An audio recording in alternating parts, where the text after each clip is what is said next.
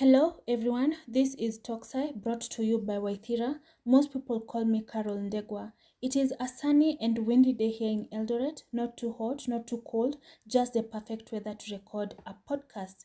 This is the first episode on Toxai, of course, after the introduction piece, which I hope you did enjoy and got an idea of what the podcast aims at and what it is all about. I would like to also mention that the podcast will have two segments. The first one is a monologue where I'll be having brief talks on topics interesting me in agriculture. And the second segment, we will have a guest coming in. We'll have agricultural students giving us their science stories so that we can have a chitty chatty on also knowing what projects they are working on. And I will also be hosting experts who are already in the field and who are doing an amazing job on there. Today's topic is on biopiracy. It is in respect to a post that a friend of mine sent to me on seed sovereignty. Her name is Debbie Buyaki. She is a sustainability leader. She is working on climate justice. She also does have a podcast. It is titled Flight Over Nature's View. Flight Over Nature's View. Check her out on Spotify and listen to her amazing climate stories. Before I can speak on biopiracy, I would like to touch on the seed sovereignty. So seed sovereignty is a right that allows farmers to be able to save, to breed and also exchange seeds amongst themselves and also amongst communities. These seeds normally are not patented, meaning that they do not belong to the farmers themselves. They are not genetically modified, meaning that they do not have any genetic alteration, and they are also not controlled by any emerging seed giants. An example of a seed giant is the Monsanto company. The ability or the powers that farmers have in distribution or the usage and utilization of these seeds enables biodiversity conservation, and it also ensures food security. There is a law in Kenya that it was passed in 1972, it was amended in 2002, and it was revised in 2012. And this is the Seed and Plant Variety Law. This law prohibits farmers to not share any uncertified and unindexed seeds. It also restricts farmers who are not registered as seed merchants not to sell any uncertified again and unindexed seeds. If these farmers are found doing so, they are eligible to pay a fine of 1 million Kenyan shillings or a jail term of 2 years. Through the support of Greenpeace Africa, 15 farmers have been able to petition for that law and to be so that it can be scrapped off, and it is currently at the Machakos Law Courts. The hearing will be on the 24th of July this month, and that will be a hearing where the parties, which is KEFIS and the Attorney General, will be presenting their case, and the farmers also presenting their case, and then there'll be a judgment that will come out after that.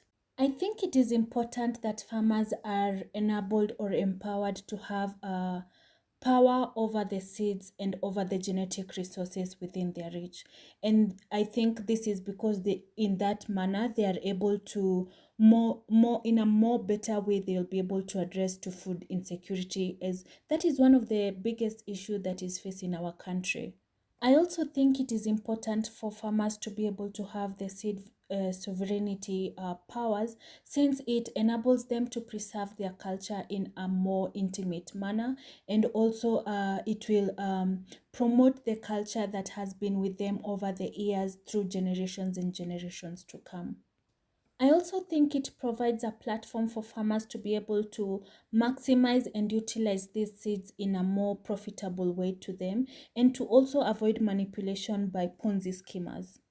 If you would like to learn more about this seed and plant variety 2012 law, and also follow up on the petition and learn more, you can click on the link below, which is a link to an Xspace that will be happening tomorrow, and you'll be able to follow up and just, get to learn about seed sovereignty. On to today's topic, I will start by defining two words that go hand in hand, that is bioprospecting and biopiracy. Bioprospecting is the search of plants, animals, and microbes in search of useful properties. The exploration of genetic materials just to search whether they have any useful properties. It could be for food, it could be for medicine, medicinal purposes, or it could even be for cosmetology. While biopiracy is the process of obtaining genetic resources from a country, it could be an individual or an indigenous community, and utilizing these resources without permission and gaining profits without compensation of these communities. India has been a victim of biopiracy, where there were US companies that were able to get to obtain or were granted patent rights on basmati rice, turmeric, and also neem tree that were originally from India. However, India was able to step in and the patents were dissolved or dropped. So what these US companies did, they went to India, they bioprospected these genetic resources, and then they were able to go back to their country with these resources, and they were able to obtain intellectual property rights. Intellectual property rights are rights that enable an individual to be able to have sole ownership of a genetic resource. That means they monitor, or they are able to control how they move and the profits that they can incur from such resources. Kenya has also been a victim of biopiracy, and in 1992 there were scientists who came to Kenya. They went to Lake Bogoria. They were able to isolate Thermophilus microbes. They went with these microbes to the US and they were able to do some research on them. They were able to discover that they have the ability to make fabric, or to soften fabric and make jeans fade a little bit. They were able to make a lot of money from a textile industry, and without compensation at all to the Kenyan government. And this raises a question: how are these countries like India and Kenya then protected from biopiracy? The Convention on Biological Diversity is a UN multilateral treaty. It has three main goals: the conservation of biological diversity, the sustainable use of its components, and also the fair and equitable sharing of benefits arising from these genetic resources. This means that any profits that are accrued from genetic resources that are gotten maybe from here into the US, those profits are supposed to be equally shared between the US and a country like Kenya or a country like India. This ensures that African resources are protected and maintained and conserved, and also it demystifies the free for all approach. The free for all approach ensures that all these genetic resources that are available to our reach are for us to use to our maximum and for our profitable use.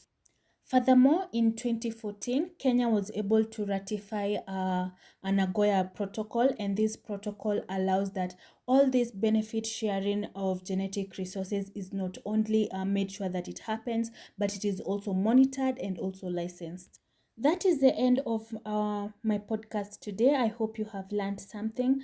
Please follow, share, and subscribe, and always and definitely thank you for being here.